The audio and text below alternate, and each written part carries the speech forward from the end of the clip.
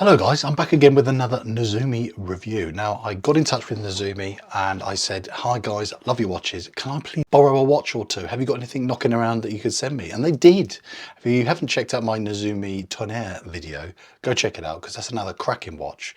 If you want something that's a little bit more money because it's a mechanical watch and you want something which is excellent for travel and adventure, you're in the right place because this Aviera, which loosely translates as navigate and that kind of thing, you're in the right place because I'm going to share with you why I think this is another Nezumi, which I would say is a bit of a stealth brand, one of those ones that have been around since 2011, and why I think they should be on your radar for something you should consider if you want to buy something which is a little bit more above and beyond the normal, very affordable bracket.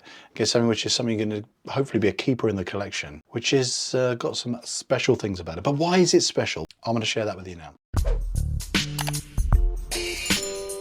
So I'm here to help you out guys because I like to try and find watches which are within the realms of affordability still, but offer something unique sometimes. You know, I also talk about a lot of affordable watches with not too much design flair, but it's just really good value for money.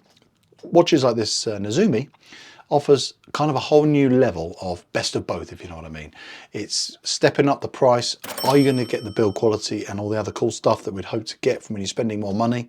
That's where I'm here to help because I like travel and adventure and I like the idea of being able to go on adventures overseas and different time zones and exploring lovely different countries and different cultures. What's going to make me feel like I'm going on these quests like Indiana Jones would be maybe the timepiece I'm wearing. Instead of going down the sort of more nostalgic vintage route for that kind of look, I want something with a bit more contemporary elements, such as something with a GMT movement. Now this watch is offering something very clever. It's got a vintage aesthetic or vintage inspired aesthetic, but they're using not the Seiko NH34, which you often see in nearly every other micro brand watch. What's unique about this Miyota? It's called a true or a traveler GMT.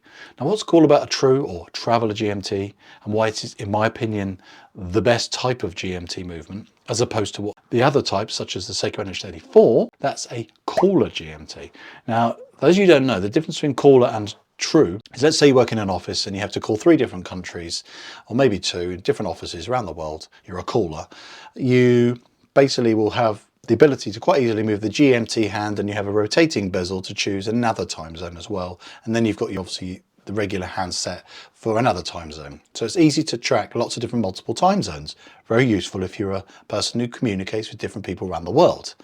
If you're a traveller or an adventurer, which is what I would rather be, rather than just somebody who sits at a desk all day calling people, you need a movement that is a true GMT movement. And Miyota offer one called the 9075. And it's cool because I would say it's not used very much in many other watches because it costs a bit more. It's a higher beat movement. It's got an excellent power reserve, excellent shock resistance, really good accuracy and excellent reliability. All the good stuff you'd want from a Japanese movement. What you do is the watch, when it's built and put together, is the GMT hand is not something you can move. It will only move when you move all the hands together. The hand that you can move is just the hour hand. So you're in England and you go to France, you literally can just click the hand over 1 hour forward and the GMT hand is stayed put where it was. That's because that is your home time. If you go to another country, we go back, let's go to New York, go back maybe 5 hours from London. You click the hand back 5 hours, there you go. Easy for you to quickly refer to what's your home time and your new adventurous location, i.e. New York, or if you carry on over to Vancouver.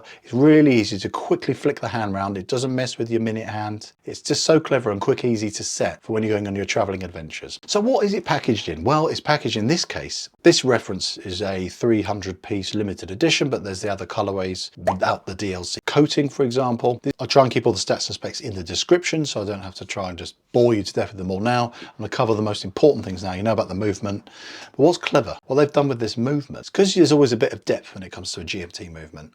So the watch doesn't look or feel too thick or wear heavily on the wrist. They've basically put a domed crystal in, and that allows the handset to fit within that domed element. So then it keeps the case profile to be slimmer. And I think that is absolute genius. So you get that vintage aesthetic with the dome crystal and the slimmer case, but then you've got the modern complexity of GMT movement and 200 meters water resistance, by the way, which is fantastic. Everything on it, on this model specifically, has been loomed with Swiss Super-Lume. So you've got an excellent mix of vintage styling, which is what Nezumi are excellent for, by the way. And I know that's very on trend at the moment, but they've managed to chuck in some contemporary stuff. Like this has got some some really funky green elements. You can get it with a lime green strap. The black case is all a bit odd. Speaking of the black case, what is DLC? Diamond-like coating. It's a special vaporizing process in which you effectively have nanoparticles of carbon that effectively impregnate onto the surface of the watch, gives that black appearance, but it's extremely resistant to surface scratches. And I think if you're going for this more soft and vintagey look, somehow a black satin finish still works. Then you've got the faux patina on the indices and the hands,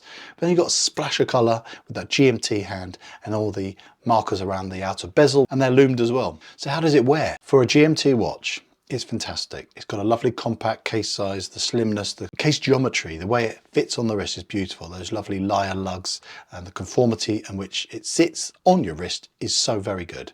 You've got that reassurance knowing it's rugged, water resistant, scratch resistant, that it's going to be your beater. It can go anywhere and do anything. My actually criticisms for this watch really lie with, I actually don't quite like this colorway. Personally, my taste, I'd prefer the fully brushed silver version with the black markers on the bezel, and I still like the faux patina because I love the sort of vintage aesthetic with these watches. And I would maybe put it on a bracelet. I know that would bump the price up to nearly 600 euros, but I think it's worth it considering what a package you get. I think the deep detailed case back is good, like on the other Nezumi I looked at before. I love that deep etching. It adds character and depth and it looks more like a niche brand, which it is. And I like the fact that Nezumi is hand assembled in Germany and it's designed by a Swedish man called David Campo, and he's just got such a good eye for design. He knows how to make a watch look good, in my opinion.